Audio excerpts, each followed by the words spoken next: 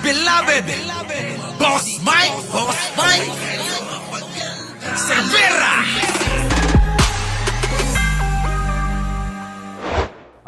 Banat Bay. Binanatan ni Aling Marie. Grabe ito. Malupit itong banat na ito, ha? Pakinggan ninyo, mga kababayan ko. Pasok! Parang banatan si Banat Bay. Ako! Oy, ikaw Banat Bay. Yung labi mo at nguso mo, kasing kapal na ng mukha mo.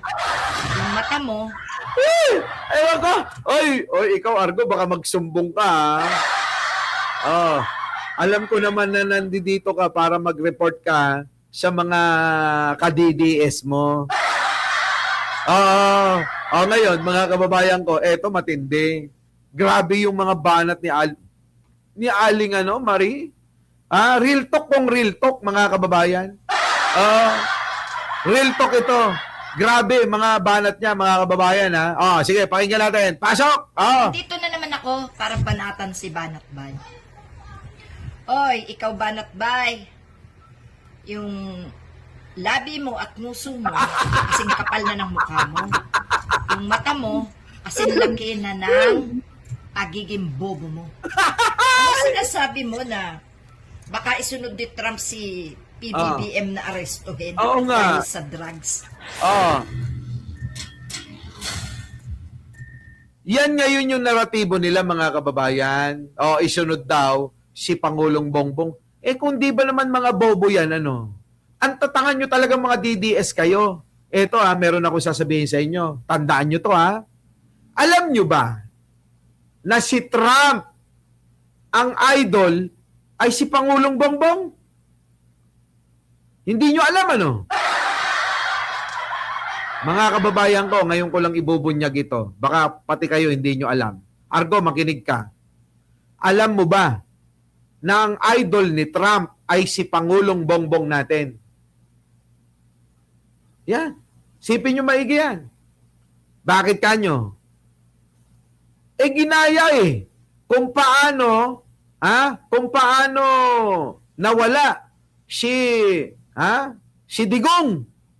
Di ba sabi ng mga DDS, kinidnap nila si Digong. Di ba si Trump nangidnap din? Di pareha sila. Nakita kay Manong Bongbong kung paano mangidnap, kaya ang ginawa, ginaya. Sino ngayon ang may idol? Idol ni Trump, si Pangulong Bongbong Marcos natin. Ngayon, ang tanong, bakit kayo humihingi ng tulong kay Trump? Yung mga DDS, sabi ng bobong abogado, na wala namang napatunayan, wala pang napapatunayan yung si Greco Bellica. Bobo, wala pang napatunayan yung kahit kailan, Ngayon, nagsasabi, Mr. President Trump, help us to bring back home our president. Mga kababayan ko, ang sa akin naman, kung di ba naman tanga tong mga DDS, hihingi ng tulong kay Trump. Si Trump nga, ang idol, si Manong Bongbong natin. Ingot kayo, ang hina nyo mag-isip. Dito na lang kayo. Kaya kayo na dadali ni Aling Maring Aling Marie. Naalala ko tuloy yung kapitbahay namin. Ni Aling Marie, Aling Marie, banatan mo. Hindi mo ba nalalaman na punyeta ka? Oo nga. Na ang drug lord dito sa Pilipinas ay ang amo mong si Duterte? Correct! Hindi niya alam yun. Hindi alam ni Banat ba yun? Kaya nga humahaba yung ngusot labi nun. Ha? Oo. Alagad ng triad? Oo. Ha? Hindi mo ba alam na ang mga kontrabando na kanilang ipinapasok sa Pilipinas ay puro drugs? Hindi niya alam yun. Baka nasusuplayan siya Aling Maring. Baka naman nasusuplayan sila ni Mocha. Tuloy. Ina ka. Palibhasa'y adik ka na libre ka siguro sa droga. Sabi ko siya Mukhang parehas tayo ng iniisip, Aling Marie. Di ba? Oo. Hindi naman siya mukha naman talagang addict si Banat Bay, di ba? Sabi niya. Sabi ni Aling Maring, hindi ako. Talay. Pinipilit niyong si Marcos ang Oo nga. inyong binabaliktad. Binabaliktad talaga nila si Manong Bongbong, Aling Marie. Binabaliktad nila yan. Totoo yan sinasabi mo. Ganun talaga. Ugali na nila arguyan eh. Di ba? Ugali nila arguyan. Yung mambaliktad. Talay. Alam mo ka, Oo nga. napakahayop ka. Kung meron man na dapat damputin o arestuhin si Trump o Ay, sino? i-aresto si Trump, walang iba kundi Sino? ang pamilya Duterte. Oo nga! Totoo naman Wala namang iba kundi ang mga pamilyang Duterte talagang dapat na damputin ni Trump eh. Hindi si Manong Bongbong. Eto na. Pamilya Duterte at ang Oo. mga kasabwat na sindikato ng drugs. Oh. Gago! Oh. Wala naiintindihan? Ay, bobo nga! Aling Marie, paano naman makakaintindi si Banat Bay? Bobo nga yun. Diba? Akala mo? Oo. Matatanga mo ang taong bayan? Oo nga. Meron mang pinakatanga sa buong mundo. Ikaw yun, Banat Bay. Hagit-hagit kita talagang putang ina ka. Lalamukusin ko talaga yung muso mo. Ayop na to? Walang nga. kahihiyan? Wala. Paano naman mahihiya yun, Aling Marie? Kumikita ng pera kila Duterte. Kumikita ng pera kay Kibuloy. Dati, sabi niya, hindi ako naniniwala dyan kay Kibuloy kasi nga daw ano daw siya? Isang parang peking propeta, sabing ganon. Mas masahol pa nga yung sinabi, mga kababayan Tapos mga kababayan oo, bigla-bigla na lang pinagtatanggol niya si Kibuloy. Saan naman kayong ganon? Diba? Saan ka naman kayong ganon? Malabo yun. Sariling kababayan, sariling presidente, putang ina ka. Tuloy? Inan nyo? Kayo ng mga Duterte ang hayop. Oo nga. Kayong mga kampon ni Duterte. Kulto ni Duterte, Aling Marie. Ang nagkakalat kayo ng kahayupan. Oo, Ganun mo, totoo no? yan. Ha? Tanyo na kayo? Hindi nyo nakikita yung mga sarili nyo. Lahat kayong mga DDS halos ay adik. Kaya Oo nga. Uy, kayo na sumagot. Argo, aminin mo. Sige nga, Argo, makinig ka. Mula kay Banat Bay at saka yung tropa niyang ilan, hindi ba totoo yung sinasabi ni Aling Marie? Abay, titigan mo na lang yung isang bakulaw doon at isa pang bakulaw at isa pang mukhang malnourished. Hindi ba? Tuloy. ipinagtatanggol yung pilit yan drug lord nyo. Kasi Oo nga. malamang Na? kayo'y mga isa sa mga supplier ng drugs sa Ala maliliit na lugar. Ala ka, Banat Bay. Supplier daw kayo ng droga. Laka. Grabe kayo. Hoy, Argo, yung mga tropa mong vlogger ni Duterte, supplier daw ng droga sa mga iskinita. Ayan Sabi ni Aling Maring, nako. Dapat itong hayop na to pinagkakaisahan na ng taong bayan tong si Banat Bayag na to. Ang ina ka. Mahagip-hagip kita putang ina, dudurugin ko pati bayag mo. Lagot ka, Banat Bay.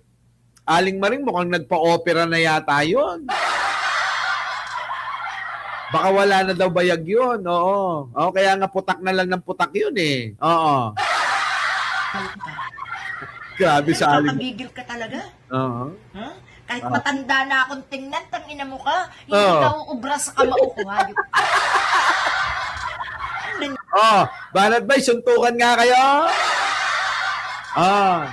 Aling Maring, hawakan mo nga yung tenga mamaya ha, pag nagkita kayo ha. Grabe to, grabe.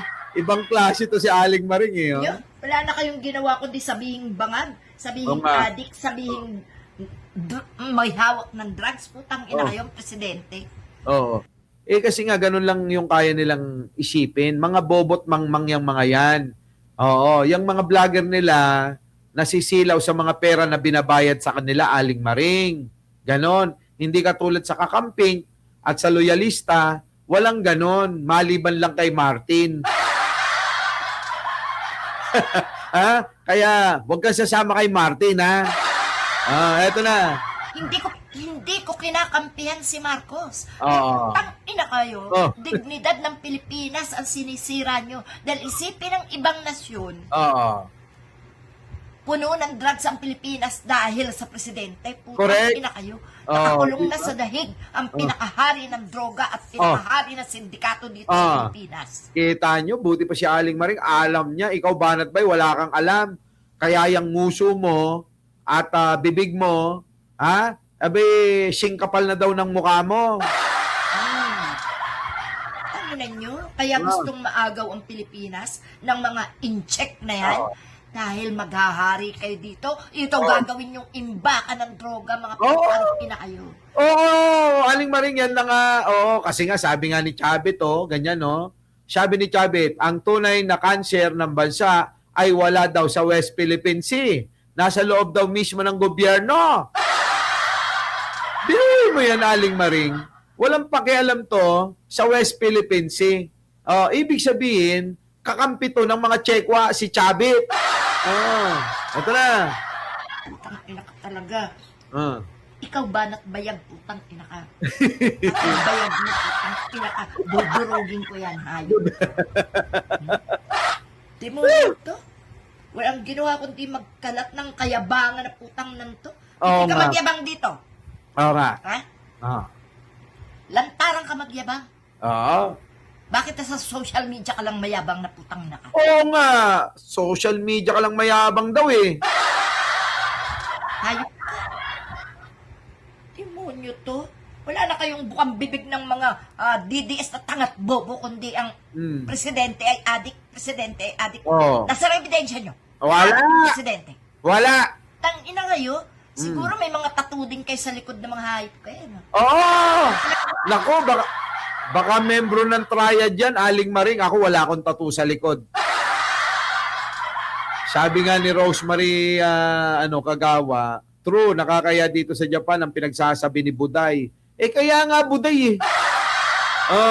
Ganyan naman doon sa mga taong nagpapadambot ng mga nagsusulong ng droga sa kanilang mga lugar. Aling Maring, paabot nyo nga sa kanya, nais ko siyang imbitahan sa Bingador. Pwede ba? Aling Maring, pwede ka ba naming imbitahan sa Bingador kada Huwebes? Oo. O kaya naman sa Radyo Pilipinas. Okay. Sige.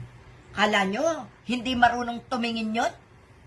Alibasa mga tanga kayo ang hindi marunong tumingin.